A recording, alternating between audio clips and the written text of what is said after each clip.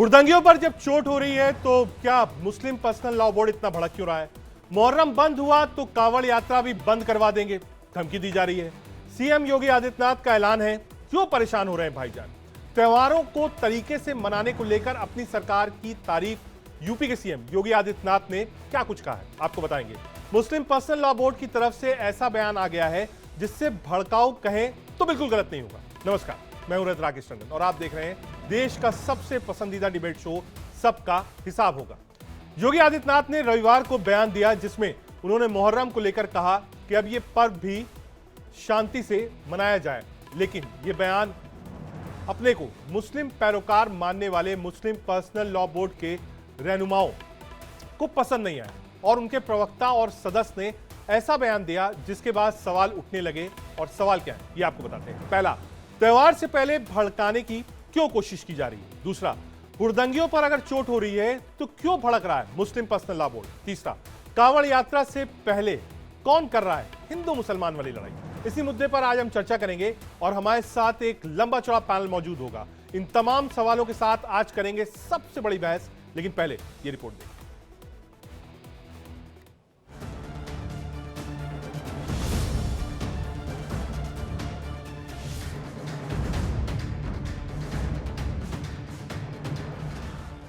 UP में त्योहार मनाने को लेकर सीएम योगी सख्त हैं। अधिकारियों को गाइडलाइन को सख्ती से लागू करने के निर्देश हैं। लेकिन यूपी के सीएम सख्त क्या हुए? यूपी की सियासत में भूचाल आ गया। याद करिए, इसी मुहर्रम के समय में सड़कें खाली हो जाती थी, सूनी हो जाती थी। आज मुहर्रम आयोजित हो रहा है, इसका पता भी नहीं लग रहा है। सीएम का ये बयान all India Muslim personal law board को इतना नागवार गुजरा कि बोर्ड के सदस्य कमाल फारूकी मीडिया में बयान दे बैठे। सुनिए उन्होंने क्या कह दिया। सारी रामलीला, सारे जितने भी गुरुओं के प्रोसेशन निकलते हैं सब बंद हो जाने चाहिए। यही नहीं, पर्सनल लॉ बोर्ड के प्रवक्ता ने एक कदम आगे बढ़ते हुए इस पूरी कवायद को सियासी रंग दे दिया। जो ये समझते हैं कि समाज को तोड़कर फाड़कर ही हम इलेक्शन जीत सकते हैं, वो यही करेंगे। जब मुस्लिम पक्ष के रहनुमा के इस तरह के बयान सामने आए तो हिंदू धर्मगुरुओं की नाराजगी भी नजर आई। आपको एतराज है तो 56 देश है, कहीं भी चले जाइए मुस्लिम देश, वहां जाकर शरिया कानून लागू करिए, वहां जाकर के अपनी मनमानी करिए, लेकिन यहाँ पे संविधान के कानून को आपको मानना पड़ेगा, आप जैसे कट्टरपंथियों को मानना पड़ेगा। त्योहार यानी मुहर्रम और कांवड़ यात्रा को बस थोड़ा ही वक्त बचा है। कमाल फारूकी का ये बयान सियासी गलियारों में कोहराम मचा रहा है। इसी पर आज सबका हिसाब होगा।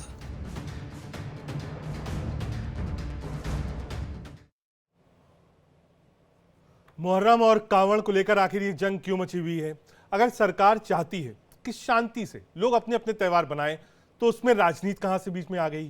क्या कोई अपनी राजनीतिक रोटियां सेकना चाहता है? यही समझने के लिए लंबा चौड़ा पैनल हमारे साथ कौशल कांत मिश्रा, प्रवक्ता भारतीय जनता पार्टी की तरफ से जुड़ रहे हैं। मौलाना अली कादरी, मुस्लिम स्कॉलर हमारे साथ हैं। आचार्य राज मिश्रा, हिंदू धर्मगुरु जुड़ रहे हैं।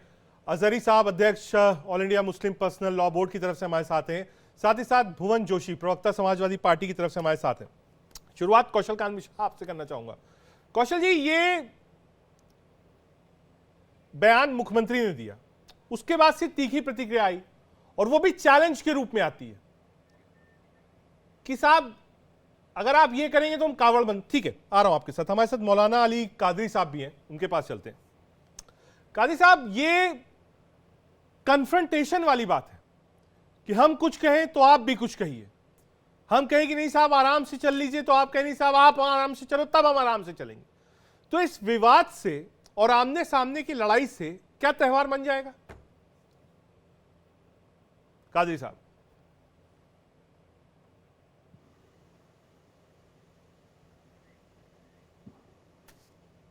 ठीक है, आ रहा हूं सर आपके पास। भुवन जोशी साहब भी हैं समाजवादी पार्टी की तरफ से। बहुत स्वागत है जोशी जी आपका। जोशी, क्योंकि आप विपक्ष में हैं, आपके भी अपने बर्ग साहब के जो पुत्र हैं उन्होंने भी कहा कि नहीं साहब कांवड़ नहीं चलने देंगे। समाजवादी पार्टी के प्रवक्ताओं ने भी यह बात कही। क्या इससे कन्फ्रंटेशन बढ़ेगा नहीं सरकार और समाज के बीच में? पहला, क्या यह स्थिति लॉ एंड ऑर्डर के लिए खराब होगी? जोशी जी। देखिए, पहला विषय तो आपने कहा कि लॉ एंड ऑर्डर का। लॉ एंड ऑर्डर है कहाँ ठीक उत्तर प्रदेश में, मुझे पता नहीं आपका कौन सा चश्मा है। मैं ये देख पा रहा था कि जो अभी जो घटना घटी है हाथरस में, वो इनके लॉ एंड ऑर्डर का और इनके इंटेलिजेंस का तो फेलियर है। किसका है, उसमें कारण क्या निकल के आता है? मेरे ख्याल से अगर आप स्वस्थ चर्चा करेंगे तो यही निकलता है ना, योगी सरकार में वहां पर लॉ, इनका एडमिनिस्ट्रेशन फेल हो गया था, इतनी बड़ी घटना तभी हो पाई, इनका जो वहां पर इंटेलिजेंस है वो फेलियर था। और सरकार, मेरे को लगता है योगी सरकार करना क्या चाहती है, निश्चित तौर पे ये लोग ध्रुवीकरण करना चाहते हैं ताकि उसका पॉलिटिकल माइलेज ले सके, इसी दिशा पे सरकार चल रही है। और हालांकि 2024 में इस जनता ने किसको जिताने का काम करा, ये संविधान मेरे हाथ में है, ये संविधान से चलेगा। माननीय योगी जी ने जो शपथ ली है ना, वो इस संविधान की शपथ ली है। उनको अपने संवैधानिक दायित्वों को याद करना पड़ेगा, जिसमें लिखा है कि वो सभी धर्म, सभी जाति, सभी वर्ग के लोगों को साथ लेके चलेंगे और कोई भेदभावपूर्ण कार्य नहीं करेंगे।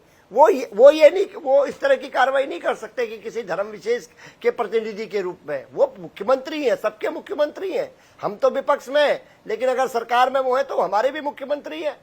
लेकिन आज मुख्यमंत्री जी का जो रवैया है, मुख्यमंत्री जी का जो हम देख पा रहे हैं, वो निश्चित तौर पे किस धर्म विशेष को वो लोग वो टारगेट करते हैं, वो खुला है, किसी से छुपा नहीं है। उनकी सोच में दिखाई देता है। 22 के चुनाव में 403 विधायकों में एक विधायक को टिकट नहीं देते। ये निश्चित तौर पे जो सरकार है, ये संविधान की मर्यादा तार-तार कर रही है। हालांकि ये देश संविधान से को मानता है। ये 2024 के भी चुनाव में हो गया, संविधान की विजय हुई, अभी उपचुनाव में भी हुई है। निश्चित तौर पे भारतीय जनता पार्टी आज बैकफुट में है। इनका शासन प्रशासन, इनका जो इंटेलिजेंस है वो टोटल फेलियर है। सरकार का काम होता है अपनी जो मशीनरी है उसका सदुपयोग करना, मशीनरी फेल है।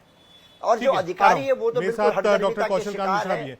कौशल कांत जी, क्या बात फिर घूम पर वही आ गई हिंदू मुसलमान वाली? कौशल कांत जी, इसमें मुझे समझ में नहीं आया, इसमें हिंदू मुसलमानी वाली बात कहाँ से आ गई? बात लॉ एंड ऑर्डर की हो रही है, तो उसमें हिंदू मुसलमान कहाँ से आ गया? समस्या क्या है कि जो अभी तक जितनी भी सरकारें रही हैं वो मुस्लिम वोट बैंक को खुश करने के लिए हमेशा उनको लॉ एंड ऑर्डर में छूट देती रही हैं। वो संवैधानिक हो या गैर संवैधानिक, वो उनके लिए बाद में होता है। जो आज संविधान के प्रति दिखा रहे हैं, उनके लिए संविधान तब नहीं होता था जब वो तुष्टीकरण करते थे। और उस तुष्टीकरण के चक्कर में पूरे प्रदेश का क्या हाल था ये देखा गया है। आज इस समय योगी जी के नेतृत्व में पिछले इतने सालों से देखा जा रहा है कि जो लॉ एंड ऑर्डर की व्यवस्था है उसी के बेसिस पे 2 बार सरकार आई है। और इसमें हिंदू मुसलमान का चश्मा लगाकर देखने का काम विपक्ष कर रहा है। मुझे तो नहीं लगता। आप ये बताइए, पहले जो भी जुलूस निकलते थे ईद, बकरीद या मुहर्रम में, उस समय कुछ ना कुछ टेंशन होता था, कुछ ना कुछ प्रॉब्लम होती थी, सड़कें जाम होती थी। ये लॉ एंड ऑर्डर की सिचुएशन थी। जिसको 20% का वोट बैंक होने की वजह से उसके ऊपर कानून अपना काम नहीं करता था, आंखें बंद कर लेता था। आज कानून व्यवस्था को ठीक करने के लिए हम तुष्टीकरण नहीं कर रहे हैं, हम वोट बैंक उसमें नहीं ढूंढ रहे हैं। इस वजह से ये इसको हिंदू मुसलमान का रंग दे रहे हैं। आप ये बताइए, कांवड़ यात्रा पे भी कानून व्यवस्था वैसी लगती है? नहीं। कोई भी त्योहार होता है उस पर व्यवस्था वैसे रहती है। लाउड स्पीकर जब धार्मिक संस्थानों से हटाए गए थे तो मस्जिद हो या मंदिर हो, हर जगह से हटाए गए थे। इसको हिंदू मुस्लिम के चश्मे से देखने का काम विपक्ष इसलिए करता है। एक छोटा सा आंसर भुवन जोशी दे दीजिए। वोट बैंक साहब, ये तो एडमिनिस्ट्रेशन का काम है, वो काम सबके लिए हो रहा है। नियम कानून अगर मुहर्रम के लिए, तो नियम कानून कांवड़ के लिए भी है। आप लोग उसको राजनीतिक चश्मे से क्यों देख रहे हैं वोट बैंक के लिए? देखिए, मैं रजत भाई मैं बताना चाहता हूं, सरकार जो देश के प्रदेश के जो बुनियादी मुद्दे हैं उनसे भागना चाहती है। ये भागना चाहती है परीक्षा लीक से, ये भागना चाहती है महंगाई से, ये भागना चाहती है बेरोजगारी से, ये भागना चाहती है किसानों की दुर्दशा से, ये भागना चाहती है जो महिलाओं के उत्पीड़न के प्रश्न उठ रहे हैं उत्तर प्रदेश में, उससे भागना चाहते हैं। लॉ एंड ऑर्डर से भागना चाहते हैं, इनके इंटेलिजेंस के फेलियर से। सरकार पूरी तरह से फेलियर हो गई है। और क्या प्रदेश जानता नहीं है कि दिल्ली और लखनऊ के बीच में क्या लड़ाई चल रही है? कल देखा इनकी प्रदेश कार्य समिति की बैठक में कि संगठन और सरकार के बीच में द्वंद्व चल रहा है। अरे अपनी कमियां छुपाने के लिए आप ऐसी चीजें लाओगे, मेन मुद्दों से लाओगे, तो क्या जनता समझती नहीं है क्या? ठीक है, आ रहा हूं, एक बार अजहरी जी के पास जा रहा हूं। अजहरी जी, आपको आवाज मिल रही मेरी? आ रही। ठीक है अजहरी जी, मेरा ये कहना है कि साहब लॉ एंड ऑर्डर ठीक रहे, भाईचारा बना रहे और प्रगति का काम, यही स्टेट का फोरमोस्ट सपना होता है कि सब लोग साथ रहें, आराम से रहें, लॉ एंड ऑर्डर मेंटेन रहे और विकास। ये इश्यूज जो है ये बहुत बर्निंग इश्यूज हैं और ये खटाई पैना करने वाले हैं जो रिश्तों को खराब कर देते हैं। लॉ एंड ऑर्डर की प्रॉब्लम भी कल आ सकती है और अगर आप लोग भी कन्फ्रंटेशन के मूड में रहे कि नहीं साहब ये नहीं होगा तो हम ये नहीं करने देंगे, तो ये कहां तक चलेगा और इसका अंत क्या है? कब तक ऐसी लड़ाइयां चलती रहेंगी? कादरी जी, हमारी तरफ से कोई ऐसी लड़ाई नहीं है। जब तक भारतीय जनता पार्टी धर्म की मार्केटिंग करती रहेगी, जब तक भारतीय जनता पार्टी प्राण प्रतिष्ठा जैसे प्रोग्राम करा के अपना सर ऊंचा करती रहेगी कि हमने ये करा दिया है, जब तक भारतीय जनता पार्टी के जो लीडर हैं वो सदन में खड़े होकर के मुसलमानों को धमकियां देते रहेंगे कि भाई ना पांडवों ने ये मान लिया था, ये नहीं माना था, तुम नहीं मानोगे तो ऐसा भी हो सकता है कि हमें काशी दे दो, मथुरा हमें दे दो, उन्होंने 5 जगहें मांगी थी, हम तुमसे 3 जगहें मांग रहे हैं। जब तक सदन में इस तरह की बातें होती रहेंगी तब तक हम लोग ये महसूस करते रहेंगे कि ये सरकार जो है ये भेदभाव कर रही है। ये सरकार हमारे प्रति खराब है, गलत है, हमारे प्रति रवैया सरकार का बेकार है। इसलिए अब भी जितने भी हुक्मनामे आते हैं सरकार के, जैसे भी भारतीय जनता पार्टी के प्रवक्ता बता रहे थे कि वो मस्जिदों से लाउड स्पीकर की बात आई, तो मंदिरों से भी आ रहा हूं, कौशल कांत जी आ रहा हूं। ये सिर्फ जबानी कहा गया था, जबानी। जब माननीय मुख्यमंत्री जी प्रचार में निकले थे लोकसभा के, तो मुख्यमंत्री जी ने क्या कहा था? मुख्यमंत्री जी ने कहा था आप कहीं से आ रही है अजान की आवाज। ये चिल्लाहट जो है, अजान को चिल्लाहट कहा था, हमारी आस्था को ठेस पहुंचाया था, हमारा दिल टूटा था। लेकिन हमारी कौम को, हमारे लोगों को इतना डरा दिया है कि कोई सही बात बोलने को भी अब तैयार नहीं बेचारा। कमरों में, हुजरों में कैद हो गए लोग, क्योंकि यही योगी जी चाहते थे कि उलमा मौलाना जितने हैं वो सब कमरों में बैठ जाएं। बेचारे बैठ गए कमरों में। करो आप जुल्म कितना आप करोगे। कौशल कांत जी एक छोटा सा रिप्लाई दे रही है, उसके बाद आचार्य राज मिश्रा भी है और नूर अजहरी जी भी, उनके पास भी जाना है। कौशल कांत जी छोटा सा रिप्लाई। मैं सिर्फ ये कहना चाहता हूं कि अभी मेरे दोस्त कह रहे थे कि मुसलमानों को डरा दिया गया है। हाँ। सच्चाई ये है कि पूरे देश में जितनी भी मस्जिदें हैं उसमें कभी सुरक्षा बल लगाया नहीं गया उनकी सुरक्षा के लिए, लेकिन जितने मंदिर हैं सब में पूरी बटालियन लगती है सुरक्षा देने के लिए। ये सवाल इनको नहीं समझ में आता, ठीक है, ये सोच इनको नहीं समझ में आती है। और जहां तक रही, इन्होंने प्राण प्रतिष्ठा की बात की। प्राण प्रतिष्ठा करना क्या बुरी बात है? अगर कोई हिंदू है, कोई देश में मंदिर बन रहा है तो उसकी प्राण प्रतिष्ठा क्यों नहीं होनी चाहिए? बिल्कुल होनी चाहिए। जब जामा मस्जिद में नेता जा सकते हैं, जब गिरजा में जा सकते हैं, जब गुरुद्वारों में जा सकते हैं, तो मंदिर में प्राण प्रतिष्ठा करने से इनको इतना कष्ट क्यों हो रहा है? सच्चाई यह है कि देश को यह समझना पड़ेगा कि बहुसंख्यक हिंदुस्तान में मंदिरों के लिए आर्मी लगती है, मंदिरों के लिए पुलिस लगती है, मंदिरों की सुरक्षा होती है, जबकि चाहे मस्जिद हो चाहे गुरुद्वारे हो उनके लिए कभी सुरक्षा की जरूरत नहीं पड़ी। यह है भाईचारा। पर आप लोगों ने भाई को केवल चारा बनाने का काम कर रखा है, ये आपकी समस्या है। आपका जो मानना है प्राण प्रतिष्ठा के ताल्लुक से, आपने ये बीच में मुझे समझ में नहीं आ रहा, आप जो बोल रहे हैं वो आवाज साफ नहीं आ रही है। मैं सिर्फ बोल रहा हूं ये सच्चाई है कि नहीं है। हर मंदिर में सुरक्षा की जरूरत पड़ती है और किसी मस्जिद में सुरक्षा की जरूरत नहीं पड़ती है। ये आईना आप देखिए, फिर आपको समझ में आएगा कि आप क्या बोल रहे हैं। हमारी आवाज को बंद कर दिया गया है क्या एंकर साहब?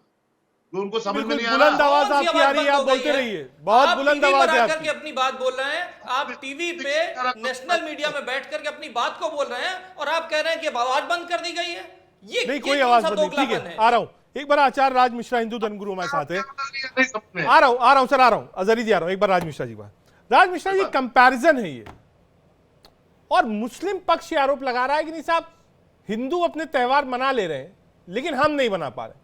जितना नियम कानून बन रहा है वो मुसलमान कह रहे साहब हमारे लिए बन रहा है, हिंदुओं के लिए नहीं बन रहा है। जबकि आप सिचुएशन देखेंगे तो जो एडमिनिस्ट्रेशन है उसने सारी, आप कह सकते हैं पॉइंट टू पॉइंट, चाहे वो कावड़ हो, चाहे वो लाउड स्पीकर्स हो, कितने डिसिबल आवाज होगी, ये सब जगह लोगों ने फॉलो किया। मेरा ये कहना है कि क्या ये भेदभाव है, पक्षपात है, या हम सोच चुके हैं नहीं साहब हमारे पास हो रहा है।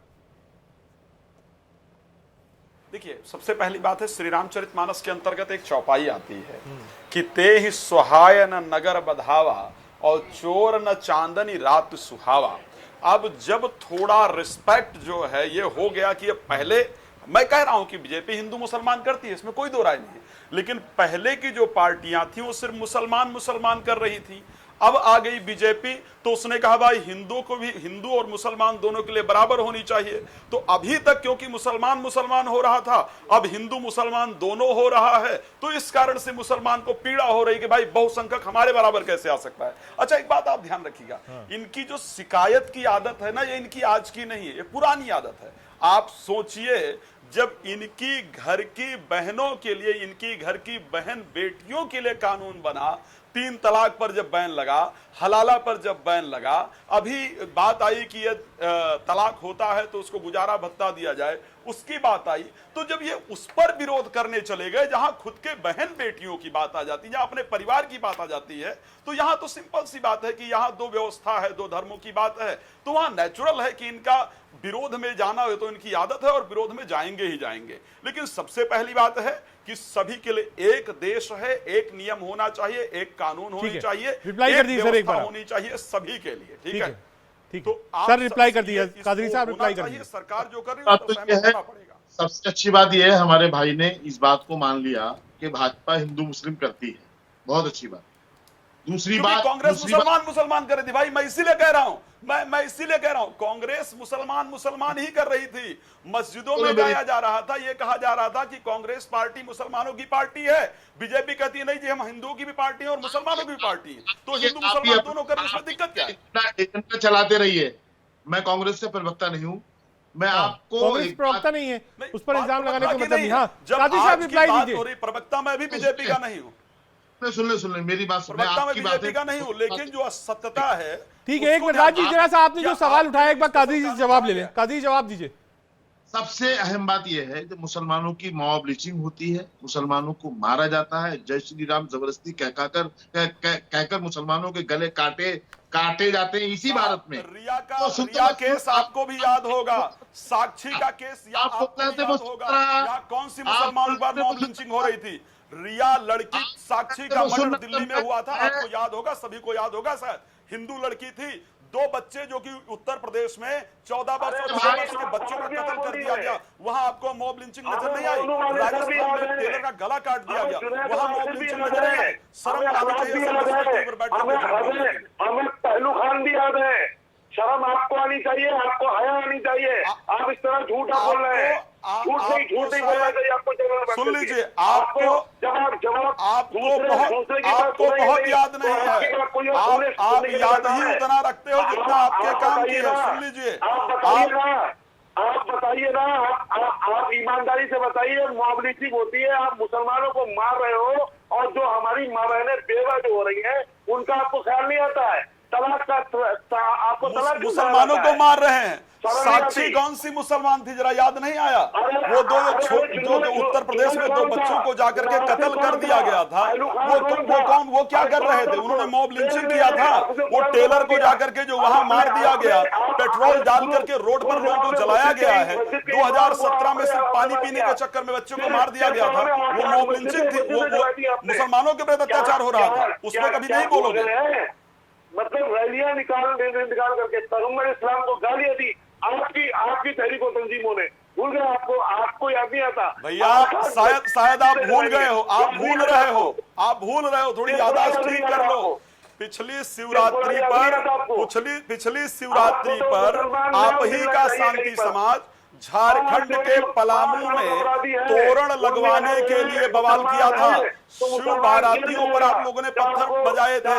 रामनवमी पर कितनी जगह, गुजरात के खंभात की बात की जाए, महाराष्ट्र की बात की जाए, बिहार की बात की जाए, हर जगह दंगा करा, तो क्या बात कर रहे हैं? ठीक है, एक बार डॉक्टर कौशल कांत मिश्रा जी को जोड़ लेते हैं। मिश्रा जी, ये आपने सुना अभी, नूर अजहरी साहब हैं, प्रेसिडेंट है all India Muslim personal law board के, आपने वो बयान भी सुने जिसमें कहा गया कि नहीं साहब, आप अगर जुलूस रोकोगे तो फिर हम कावड़ भी नहीं निकलने देंगे। अब इसका क्या उपाय है साहब? और इतनी देर से आपने अगर अजहरी साहब को सुना हो तो अजहरी साहब का ये कहना है कि आप जानबूझकर मुस्लिम समाज को कॉर्नर करने की कोशिश कर रहे हैं।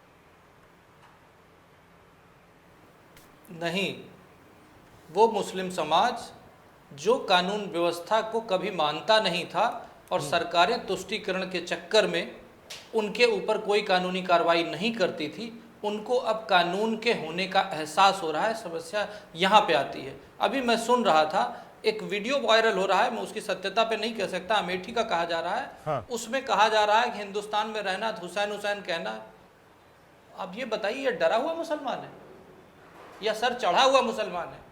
साहब, तुष्टीकरण ने वो जितने भी बलवाई हैं, हाँ, जितने भी उपद्रवी हैं, हर जगह होते हैं, लेकिन स्पेशली ये लोग, जो लोग ये कह रहे हैं कि हिंदुस्तान में रहना हुसैन हुसैन कहना, इनके बारे में क्या जवाब देना चाहेंगे आप?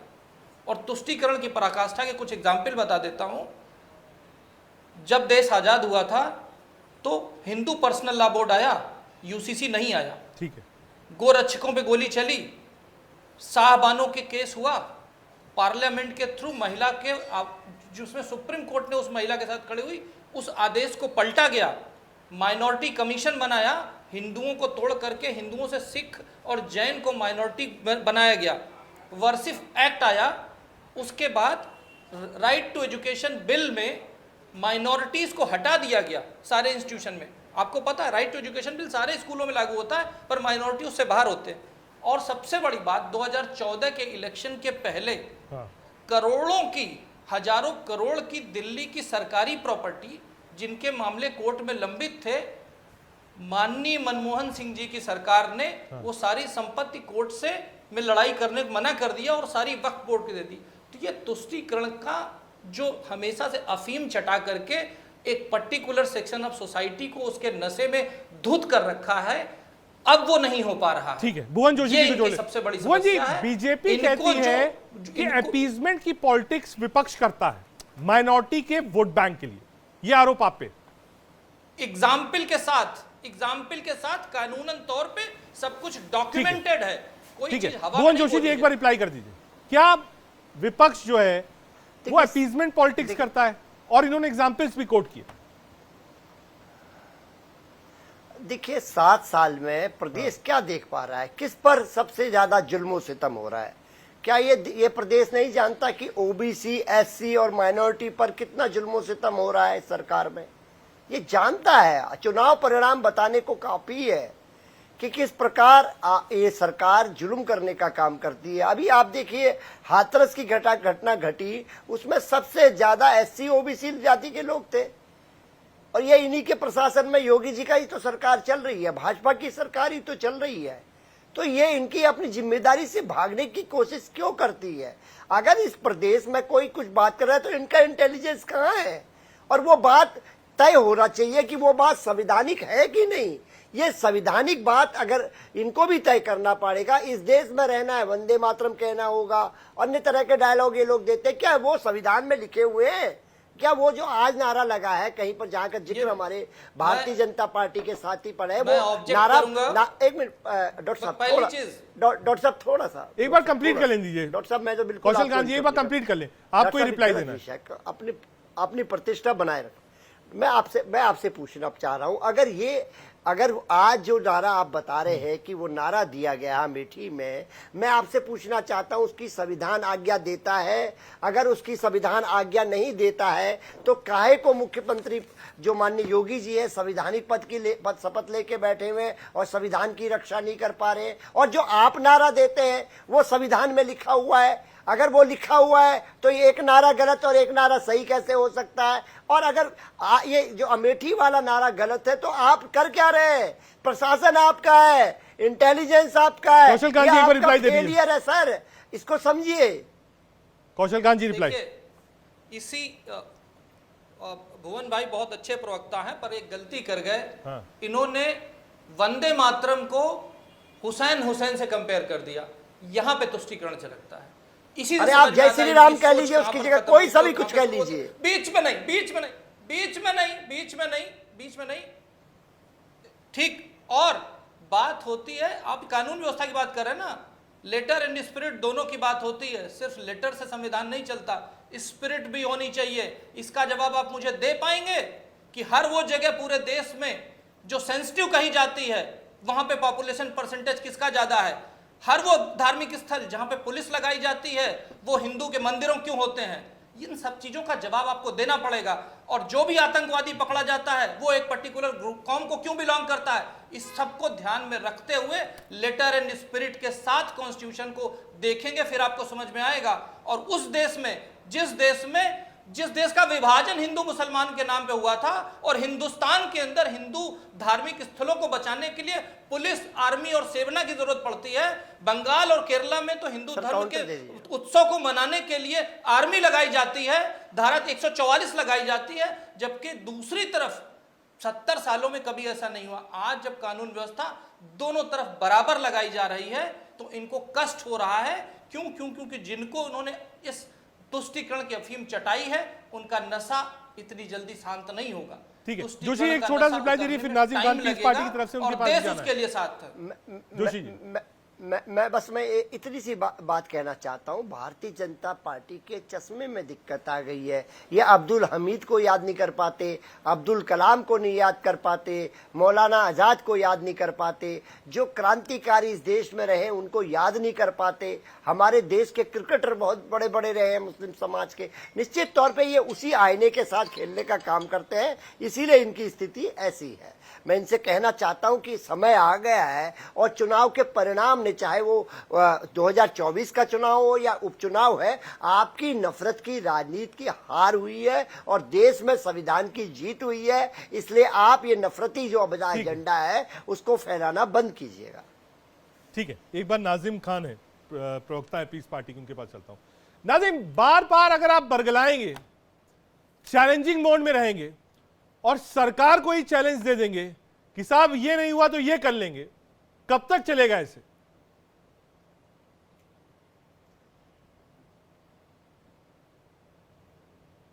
ठीक है, आता हूं नाजिम आपके पास।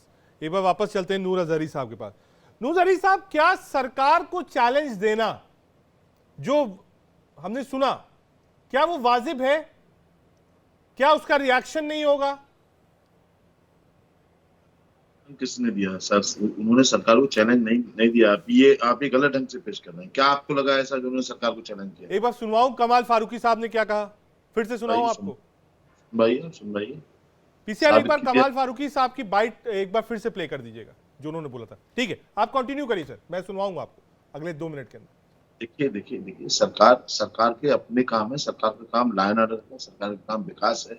सरकार का काम मंदिर मस्जिद की जब बात करना हो जाएगा, सरकार जब एक पक्ष में हो जाएगी खड़ी, तो साहब हम लोग भी तो सवाल उठाएंगे। भेदभाव होगा तो हमारी आंखों में आंसू आएंगे। क्या कह रहे हैं कमाल साहब? पीसीआर एक बार प्ले कर दीजिए, कमाल साहब की बाइट सुनवा दीजिए। प्रोसेशन निकलते हैं सब बंद हो जाने चाहिए।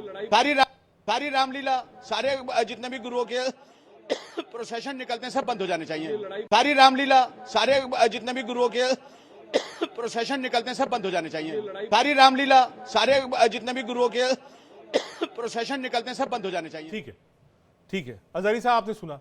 अब आप चैलेंज, ये देखिए, नहीं मेरी बात सुनिए। मैं आपसे कहूं साहब कि मुहर्रम पर ये गाइडलाइंस है, इसको आप फॉलो कर दीजिए, सरकार ने दी। आप कौन ही साहब रामलीला बंद करवा देंगे? आप कौन ही साहब ये भी बंद करवा देंगे? आपने पूरा सुना ही नहीं। ये आपकी धोखाधड़ी है, आपकी धोखाधड़ी कर रहे हो जनता के साथ में। नहीं, इन्होंने इसके जो बाइट है वो तो मैंने नहीं बोला अजहरी साहब, मैंने नहीं बोला है। मैं बकायदा टेक्स्ट के साथ आपको बाइट सुना रहा हूँ, आप कह नहीं सकते मैंने इसमें कोई छेड़छाड़ करी। जो उन्होंने बोला है वो हूबहू मैं सुना रहा हूँ आपको। बिल्कुल, आप जो उन्होंने कहा है वही तो सुना रहा हूँ। रामलीला नहीं होने देंगे, इसका मतलब क्या है? मुहर्रम होना चाहिए बंद, पहले ये कहा उन्होंने, वो आपने कर दिया है। मैं कुछ नहीं कहता है। नहीं, आप कहिएगा तो मैं 40 मिनट आपको सुनवा दूंगा, आपको लिंक भेज दूंगा, पूरी रात आप सुनते रहिएगा। लेकिन ये शब्दावली का प्रयोग किया गया, हाँ या ना? उन्होंने गलत कहा, उन्होंने कहा जब आपको त्योहारों से, हमारे त्योहारों से नफरत है, तब आप करवा दीजिए बंद। नहीं, किसी भी त्योहार से कोई नफरत नहीं है, किसी त्योहार से कोई नफरत नहीं है। मेरा ये कहना है कि त्योहार के लिए अगर कोई गाइडलाइंस है, सुनिए सर, अजहरी साहब सुनिएगा। उत्तर प्रदेश में होली का त्योहार दिवाली से ज्यादा मनाया जाता है। कोई उत्तर प्रदेश का आदमी को बता देगा आपको, मैं खुद इलाहाबाद का रहने वाला। लेकिन एक समय सीमा होती है रंग खेलने की, वो होती है 2 बजे तक। 2 बजे के बाद फ्लैग मार्च भी होता है, सायरन भी बजता है, रंग बंद कराया जाता है। अब हम कहें नहीं साहब ये तो 2 बजे क्यों रंग बंद हो रहा है, हम तो 5 बजे तक खेलते थे पहले। गलत होगा ना? अगर मैं गलत कह रहा हूं तो बता दीजिए। जब होता ही 2 बजे तक है, कैसे नहीं, पहले तो शाम 5 बजे तक रंग चलता था। लेकिन अगर एक नियमावली आई कि नहीं साहब 2 बजे तक रंग चलेगा, उसके बाद नहीं चलेगा, लोगों ने मान लिया उसको। गलत कह रहा हूं तो बता दीजिए। आप कहिए नहीं साहब, आप कहिए मैं पूरी रात रंग खेलूंगा, कौन मानेगा इसको? उन्होंने क्या कर दिया? कौशल कांत जी एक बार रिप्लाई दे दीजिए। अरे भाई उन्होंने क्या कहा पूरा? कौशल कांत जी एक बार रिप्लाई कर दीजिए। मैं रिप्लाई इनको क्या करूं, ये तो जानते हैं। मैं अपने दोस्त को रिप्लाई कर बताना चाहूंगा जो पॉलिटिकल हमारे आए हैं। जी हैं साहब, सुन रहे हैं आप। भुवन भाई, आपने मुझे कहा कि मुझे बहूर अब्दुल हमीद का नाम पता नहीं है, मुझे कलाम साहब का नाम नहीं पता। मुझे उनका नाम पता है, पर मुझे बाकी नाम भी पता है।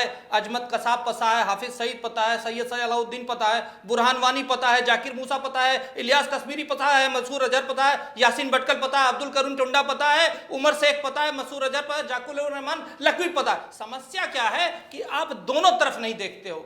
आप देश को धोखे में रखना चाहते हो, आप देश की सुरक्षा के साथ खिलवाड़ करते हो, आप ये चीजें नहीं देखते हो। हम वीर अब्दुल हमीद को सलाम करते हैं, पर मुझे ये नहीं समझ में आता कलाम साहब की डेथ हुई थी, कितने लोग गए थे? हामिद साहब की दरगाह पे कितने लोग जाते हैं मजार पे? लेकिन जब बुरहान वानी मरता है तो पूरा कश्मीर का एक कौम उमड़ती है। ये कहां से सोच लाते हो आप?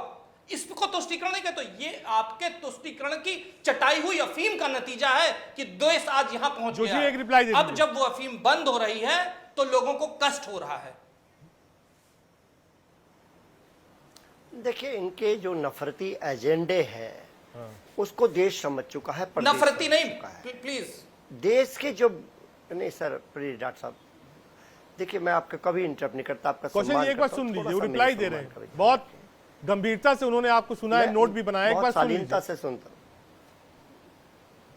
देखिए मैं इनको बताना चाहता हूं, देश ने जवाब दिया है इनके नफरती एजेंडे को।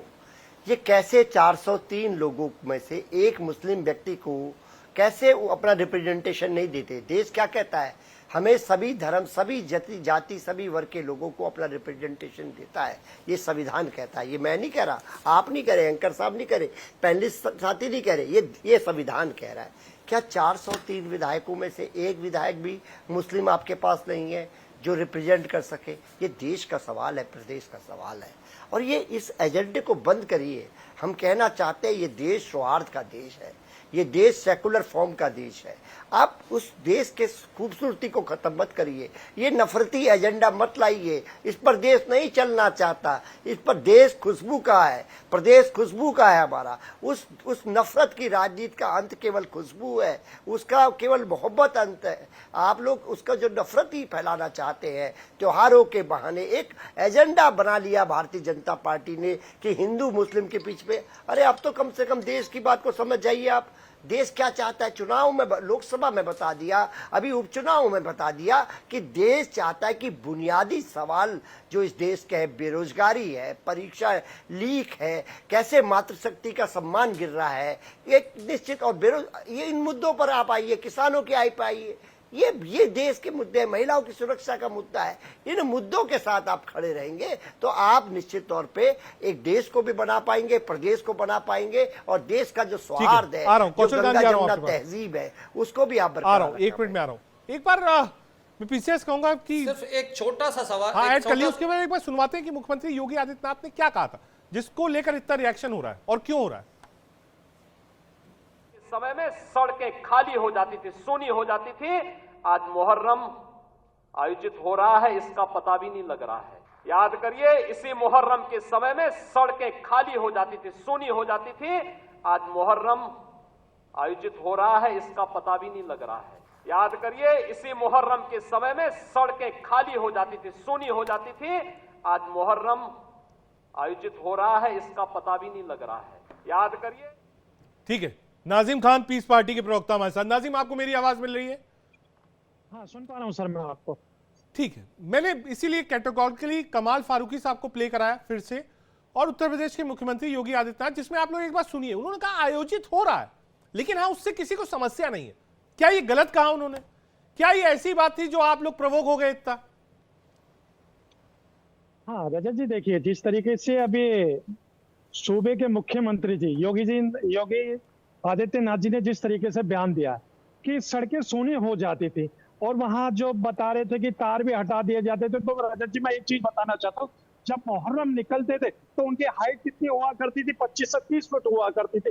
तो वहां तार इसलिए हटा दिए जाते थे ताकि कोई वहां घटना ना घट सके। लेकिन आज 7-8 फुट के ताजे निकलते हैं, वो भी शांतिपूर्वक निकलते हैं। लेकिन हाँ, जिस तरीके से गाइडलाइन सरकार द्वारा दी जाती है, वहां भारत का मुसलमान पूरी तरीके से मानता है, क्योंकि भारत का मुसलमान संविधान को मानने वाला, तो संविधान के तहत जो भी सरकारी गाइडलाइन आती है उसका पालन करता, चाहे ईद उल अजहा की बात हो, चाहे मुहर्रम की बात हो। लेकिन जब पार्टिकुलर एक समुदाय को अगर किसी के धर्म विशेष सोचकर ये कहा जाए कि देख लीजिए ताजिए शांतिपूर्वक निकले, ताजिए तो शांतिपूर्वक निकलेंगे सर, क्योंकि इसमें शासन प्रशासन की अहम जिम्मेदारी बनती है। लेकिन निकल रहे हैं ना, कोई रोक तो नहीं लगा रही है कि आप चैलेंज कर। ठीक है, एक बार हाँ सुन लीजिए, आज सुन लीजिए। आ रहा हूँ। आचार्य राज मिश्रा जी, एक बार रिप्लाई कर लीजिए, क्या गलत कहा योगी आदित्यनाथ जी ने? मैं कहता हूँ जब धार्मिक, आ रहा हूँ, 1 मिनट नाजिम आ रहा हूँ। नाजिम आ रहा हूँ, आचार्य राज मिश्रा जी, हिंदू धर्मगुरु, बताइए। मैं वो चीज कहना चाहता हूँ। सबसे पहले एक चीज ध्यान रखिए आप रजत जी, कुछ इस कौम की एक विशेष प्रॉब्लम है कि इसको संविधान के अकॉर्डिंग नहीं चलना। शायद कुछ दिन पहले का आपने बयान भी सुना होगा, मुझे उनका नाम नहीं याद आ रहा, एक मुस्लिम सांसद है, उनका एक बयान आया था, और मुस्लिम के बड़े लीडर हैं, उनका एक बयान आया था कि जो सरिया के अलग, मतलब हमारे धर्म से अलग यदि कोई भी कानून आता है तो मुस्लिम उसको कभी भी एक्सेप्ट नहीं करेगा। ये बयान काफी फेमस हुआ था, उस पर बहुत सारी डिबेट हुई थी। अच्छा, झूठ बोल रहे हैं आप, झूठ नहीं बोल रहा हूँ, अरे आप दादा पढ़ लीजिए, चिल्लाना मत शुरू कीजिए। अरे पढ़ लीजिए, मेरे पास सुन लीजिए दादा, मेरे पास पेपर की कटिंग है, इस पर डिबेट भी हुई थी। आपको शायद आपको मैं नहीं झूठ बोल रहा हूँ, आपको सुनने की ताकत नहीं है, पहले सुनने की हिम्मत रखिए, चिल्लाइए मत। मैं आपके बीच में नहीं बोल रहा था, चिल्लाइए मत और सुन लीजिए। आप किसकी बात करते हैं? भारत के अंदर रजत जी, अभी हम बात कर दीजिए, बंद कर दीजिए, पहले इनका माइक डाउन कीजिए, शायद इनको चिल्लाने की आदत पड़ गई है, और क्योंकि अभी तक ये उछल कूद किया करते थे, अब थोड़ा इन पर कंट्रोल आने लगा है, तो इनको चींटों ने काटना शुरू कर दिया है। शांत रहिए, सुनने की थोड़ा शांति रखिए, सुनने की आदत बनाइए। झूठ बोलेंगे नहीं सुनूंगा। रजत जी मैं एक बात बड़ा स्पष्ट कहना चाहता हूं, आपको पता होगा दिल्ली के अंदर अभी तक दशहरे का पर्व बड़ी धूमधाम से मनाया जाता था, दिवाली पर इतने सारे पटाखे इत्यादि जलाए जाते थे। अब ये बात हुई कि ये प्रदूषण ज्यादा हो रहा है, उससे सभी के स्वास्थ्य को नुकसान होगा। आपको पता होगा दिवाली पर पटाखे करीब करीब ना के बराबर 100% जलते थे, आज 5% और 7% पे आ गए। किसी ने सड़क पर उतर करके विरोध नहीं किया, किसी ने नहीं कहा कि हमारे धर्म के अगेंस्ट कुछ किया जा रहा है। प्रति दशहरे को रावण जलाने का जो कार्य है वो हिंदू बड़ी आस्था से मनाया करता था, लेकिन प्रदूषण की बात आई कि नहीं जी प्रदूषण की बात आ रही है, इसको कम किया जाए। आप देखेंगे अधिकतम उठा करके कम कर दिया गया। धारा 370 हटानी थी कश्मीर से, 1 मिनट के अंदर कैलाश मानसरोवर और अमरनाथ की यात्रा के लिए मना किया गया। 1 मिनट के अंदर कोई हिंदू रोड पर नहीं आया, किसी हिंदू ने नहीं कहा कि नहीं जी हमारी आस्था खराब हो रही है या हमारा ऐसा हो ठीक रहा है है। अजहरी जब जी, भी किसी क्योंकि उस प्रकार वक्त की आपसे कोई इस बात पे देश के डिस्कशन हो संविधान रहा की है, होती जो बात आचार्य राज मिश्रा आप कह रहे हैं, उन्होंने कहा साहब दिवाली ले लीजिए, मैंने होली का एग्जाम्पल दिया, कोई किसी ने बुरा तो माना नहीं, और लोगों ने कहा साहब इससे समाज का फायदा है, एनवायरमेंट का फायदा है। अब हर चीज आप अपने दिल से लगा लेंगे और सोच रख लेंगे कि नहीं साहब जो भी सरकार कहेगी वो हमारे अपोजिट करेगी, कैसे काम चलेगा? देखिए अभी उन्होंने एक बात कही थी कि किसी नेता ने, मुस्लिम लीडर ने कहा है कि हम शायद शरिया को मानेंगे। हाँ। हम अपने मजहबी मामलात में शरिया को मानते ही और मानना भी चाहिए। आपके मजहब के कानून बदलते रहते होंगे, हमारे मजहब में नहीं है ऐसा बदलाव का। क्या जो बदलाव का फिर होता है एक बात उसको बता किया दीजिए, तो जाता जब है। चोरी होती है तब शरीयत पर क्यों नहीं जाते हैं? जब आपके काम का होगा, 3 तलाक की जब बात आएगी, जब कोई धर्म की बात आएगी तो आप शरीयत मानेंगे, लेकिन बाकी जो उसके अंदर नियम है, जब चोरी भी आप करें, अगर चोरी भी आपकी कौम करती है तो क्यों ना शरीयत के अकॉर्डिंग उसको दंड दिया जाए? तब आप क्यों आ जाते हैं कानून पर? आपको कुछ चीजें अपने हिसाब से चाहिए और कुछ चीजें अपने भारत के कानून जो आपके पैरामीटर पर फिट बैठ जाए, जो आपके काम का हो जाए, वहां आप अपने आप को पलट लेते हैं। तब भी मानिए ना, जैसे कि आज उसने बच्चों का मर्डर किया था, उसको शरीयत के हिसाब से दंड दीजिए ना, देने के लिए सब लोग बोले उस शरीयत के हिसाब से दंड दिया जाए। टेलर की जब हत्या की गई राजस्थान के अंतर्गत तो बोलिए कि उसको शरीयत के अकॉर्डिंग दंड दिया जाए। जब यहाँ पर साक्षी का मर्डर जिसने किया उसको बोलिए शरीयत के अकॉर्डिंग दंड दिया जाए, क्यों नहीं बोलते? अगर कानून अभी तो बोलिए, लेकिन कहीं पर आपको संविधान अच्छा लगता है, कहीं पर आपको शरीयत अच्छा लगता है, जो आपके लिए फिट बैठे उसको आप लोग स्वीकार करते हैं। ये मामले में किरारी मामले में अगर आप बातचीत करेंगे, अजहरी साहब ये एक बहुत लंबी लड़ाई है और बार बार ये चीज आती है कि देश और आप संविधान को पहले मानेंगे या शरीयत मानेंगे, सारा विवाद वहीं घूम फिर कर आ जाएगा। सबसे अहम बात है रजत भाई, हम जब जवाब नहीं दे पाएंगे, वो सवाल करेंगे तो आप जवाब नहीं देने में देंगे, नया सवाल कर देंगे, फिर हमारी जनता जो हमें सुनेगी वो कहेगी जवाब नहीं दिया।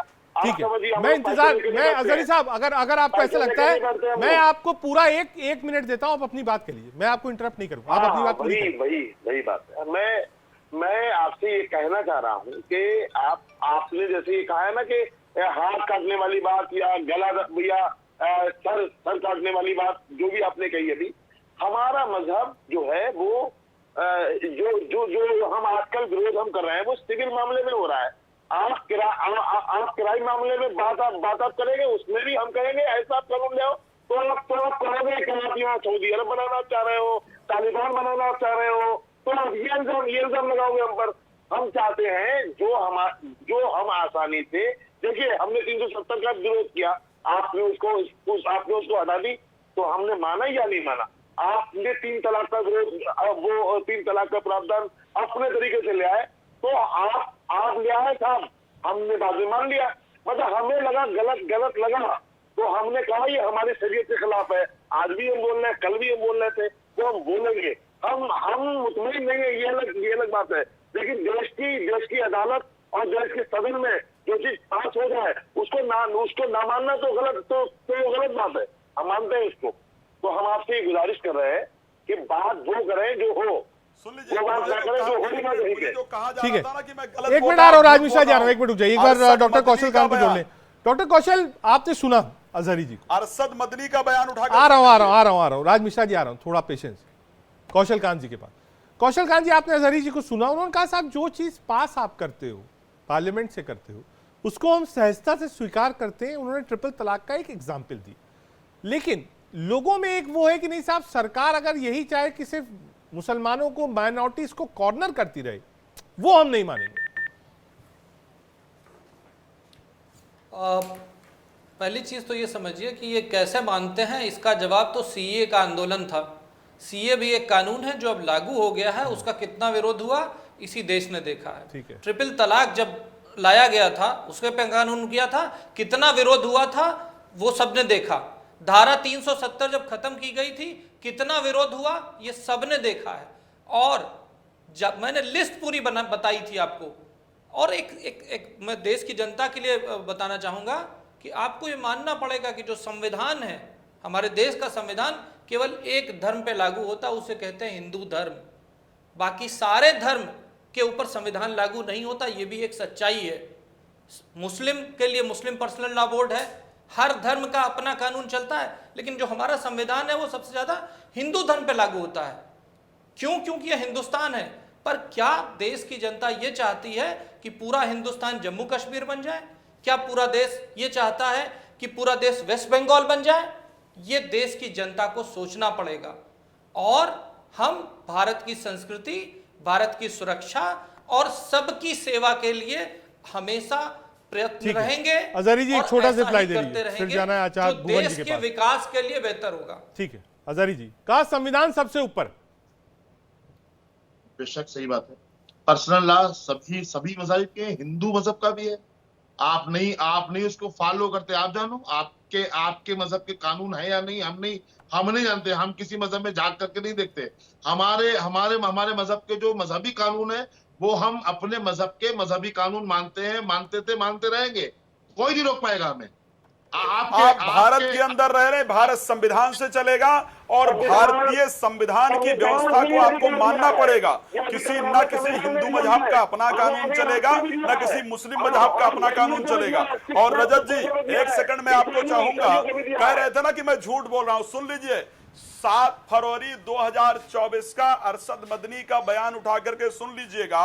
अरशद मदनी बड़ा स्पष्ट रूप से कहते हैं, we cannot accept any law that's against in Sharia because Muslim can compromise with everything, he can never compromise with Sharia and religion. So आप ही बता दीजिए, अभी तक आप कह रहे थे मैं गलत कह रहा हूं ना। अरशद मदनी का बयान चले जाइए, 7 फरवरी 2024 का उठा करके सुन लीजिए। जब यूसीसी लागू हुआ था, आपको पता चल जाएगा कि आप पढ़ करके नहीं आए हो या मैं गलत बोल रहा हूं। अजहरी जी, इसका एक बार रिप्लाई कर दीजिए, क्योंकि आप कह रहे थे किसने कहा, उन्होंने मदनी जी का कोट दे दिया। मुझे लगता है वो कोट है जो दिया है। वो कह रहे हैं साहब शरिया सबसे ऊपर है, संविधान नहीं है। 2024 अजहरी जी पढ़ लीजिए ना। राज भाई सुन लें, इन्होंने अभी नाजिम भाई से की थी बात। नाजिम भाई ने कहा था आप झूठ बोल रहे हैं। मैंने नहीं कहा झूठ बोल रहे हैं। हम तो इसको फॉलो करते हैं, इस बात को मानते हैं। नहीं, जिसने भी कहा उसको बताइए, इस बात को मानते हैं। आया करो यहाँ, अगर मदरसे से सीधे यहाँ चले आओगे तो समझ नहीं आएगा। आपको स्वीकारते हैं, सही बात कही उन्होंने। हम अपने मजहब के दायरे में रहकर हम मजहब की बात जब करते हैं तो हमारा मजहबी कानून इसलिए फॉलो करते हैं। तो फिर क्यों फिर संगति है? आप देश एक बात बताइए, तो आपका मजहब ऊपर है, संविधान ऊपर है? आपका मजहब ऊपर है या संविधान ऊपर है? ये बताइए। देश संविधान से चलेगा या मजहब से चलेगा? देश संविधान से चलेगा या मजहब से चलेगा? ये बताइए। आप मजहब मानेंगे या संविधान मानेंगे? आप क्या करो, किसी हर एक शख्स को अपने मजहब के कानून का पालन करना भी ये अधिकार हमें संविधान ने दिया है। मान लीजिए अगर आपको ना मालूम हो, अगर हम अपने मजहब की बात को मान रहे हैं, ये अधिकार हमें संविधान ने दिया है। ठीक है, और आप हमें इससे रोक नहीं सकते। रजत जी, ठीक है, आ रहा हूं एक बार भुवन जोशी जी के पास जरा समाजवादी पार्टी। जोशी जी, ये आपने सुना, ये जो क्लॉज है शरीयत वाला और संविधान वाला, ये लंबे समय से इसकी चर्चा है, लंबे समय से इस पर विवाद चल रहा है। बार बार ये चीजें सामने आ जाती हैं जो अलगाव पैदा करती हैं। जोशी जी, देखिए, देश जो है ना डाइवर्सिटी वाला देश है। इसमें आपको सभी धर्मों का, सभी जाति का, सभी वर्गों के सम्मान का, उनके रीति रिवाजों का, उनकी संस्कृति का ध्यान रखना पड़ेगा, जो पहले से रखा जाता है। लेकिन कुछ समय से देश क्या देख पा रहा है, किनको टारगेट किया जा रहा है, एक धर्म विशेष को टारगेट किया जाता है, तो निश्चित तौर पर उनकी भावनाएं भी आहत होती है। इस बात का भी सरकार को ध्यान रखना चाहिए। अभी भारतीय जनता पार्टी सुरक्षा की बात कर रही थी कि हम लोग उसकी सुरक्षा के लिए आपको किसी पार्टी का प्रवक्ता बन के नहीं आना चाहिए था। आपको क्या एक मिनट राज मिशाई, मैंने उनको वक्त दिया है, उनको अपनी बात कंप्लीट करने दीजिए, थोड़ा पेशेंस रखिए। मैं चाहूं तो चारों के ऑडियो ऑन कर दूं और चारों लोग एक साथ जो बोलते रहे, उससे कोई फायदा नहीं होगा। वो अपनी बात कंप्लीट कर ले, एक व्यवस्था है, उस व्यवस्था के तहत आप भी बोलिएगा। जोशी जी, देखिए, अभी हमने क्या देखा, हमारे भारतीय जनता पार्टी की साथी बड़ी बड़ी बातें कर रहे थे हम लोग सुरक्षा के मुद्दे पर। अरे आपकी सुरक्षा की पोल तो खुल गई ना। 300 किलो RDX देश में आ गया, कहाँ गई सुरक्षा? चीन क्या कर रहा है, पूरे देश से छुपा है क्या? कहाँ तक उसने घेरने का काम करा, ये देश से छुपा है क्या? तो निश्चित तौर पे उन बातों पर मत जाइए। बुनियादी जो मुद्दे हैं देश के, रोजगार के हैं, महंगाई के हैं, किसानी के हैं, मातृशक्ति के हैं, इन मुद्दों पर अगर आप टिके रहेंगे तो निश्चित तौर पे जवाब आपको पॉजिटिव मिलेगा, वरना आपकी जमीन खिसक चुकी है। आप कितना ही लड़ाई कराने की कोशिश करिए, अब ये देश लड़ने वाला नहीं है। देश समझ चुका अपने के नफरती एजेंडे को। ठीक है, कमल कांत जी एक बार रिप्लाई प्यार से रहना कहा चाहता है, साहब, ये जोड़ने से अब गुलदस्ता नहीं होगा। है। अब जो वोट बैंक है वो समझ चुका है, और समाजवादी पार्टी ने उत्तर प्रदेश में जो सीटें हासिल करी हैं वो उस, आप कह सकते हैं, एक जो मॉरल सपोर्ट है उन सीटों का, इसलिए कह रहे हैं कि साहब पॉलिटिक्स चेंज हो गई। मिश्रा जी। रजत जी, अभी मेरे दोस्त कह रहे थे, पहले तो ये समझ लीजिए कि हमारे संविधान में ही लिखा हुआ है कि आगे आने पर, देश की आज़ादी के समय जब संविधान सभा बैठी थी तो यूनिफॉर्म सिविल कोड लागू करना चाहिए, ये संविधान में लिखा हुआ है। ठीक है, पर सरिया वाले क्या उसको मानने के लिए तैयार हैं? दूसरी बात, उसी संविधान में यह लिखा हुआ है कि गो हत्या पे कंप्लीट बैन होना चाहिए, पर क्या ये सरिया वाले मानने के लिए तैयार हैं? तो ये है सच्चाई कि ये संविधान को कितना मानते और कितना नहीं मानते हैं। और भुवन जी, उस पार्टी के साथ आप खड़े हैं जिसने देश को 3 टुकड़ों में बांट दिया, अक्साई चीन दे दिया, भारत को तोड़ करके पाकिस्तान और बांग्लादेश बना दिया। किसकी बात कर रहे हैं आप? देश को तोड़ने वालों के साथ खड़े आप होते हैं, चाहे वो पॉलिटिकल पार्टी हो और चाहे वो कोई भी हो, हर देश के तोड़ने वाले के साथ आप खड़े होते हैं। आप वो भूल गए जब मुजफ्फरनगर में दंगा हुआ था और आप सफाई में महोत्सव कर रहे थे, उस समय क्या हुआ था? ठीक है जोशी, 30 सेकंड में एक बार रिप्लाई, उसके बाद अजहरी जी के पास भूल गए आप? जोशी 30 सेकंड में रिप्लाई। आप जिसके साथ खड़े हैं उसने देश के 3 टुकड़े किए थे आरोप। जोशी रिप्लाई। हाई कोर्ट से वापस लेने की दरखास्त, जोशी 30 सेकंड में रिप्लाई। देश के खिलाफ आप हमेशा खड़े रहते हैं। हाँ बिल्कुल बिल्कुल। देखिए, भारतीय जनता पार्टी के साथी ने अभी बहुत अच्छी मेरी बात कही, मुजफ्फरनगर वाली बात। अरे साहब, आप ही का विधायक था जो दंगे फैला रहा था, उसकी सुप्रीम कोर्ट से सदस्यता चली गई और उसको जनता की अदालत में समाजवादी पार्टी और उसके एलायंस से हराने का काम करा। और मैं आपको बहुत जिम्मेदारी से बताना चाहता हूँ, आप लगातार जो नफरती एजेंडे को बेनकाब करने का काम कर रहे हैं, हम लोग कर रहे हैं। केवल समाजवादी पार्टी खड़ी है और निश्चित तौर पे आज उत्तर प्रदेश की जनता हमारे साथ खड़ी हो गई है। यही आपकी जो घबराहट है, जो आपके लक्षण है, वो दिखाई दे। भुवन भाई, अजहरी जी एक बार आपका भी समझ, क्योंकि मेरे पास बहुत कम है, मुझे फाइंड आउट करना। अजहरी जी 30 सेकंड बोल दीजिए। यूसीसी एंड हत्या पे आप क्या कहना चाहते हैं? क्या वो संविधान में नहीं लिखा हुआ है? इसका जवाब दे के भाई भुवन साहब बोलिए। अजहरी जी अपनी बात कंप्लीट करिए, मुझे वाइंड अप करना, 30 सेकंड बचे मेरे पास। हत्या यूपी में ही होती है या हत्या दोनों संविधान में लिखा हुआ है। गोवा में गाय को मारना हत्या है या नहीं? गोवा में जवाब।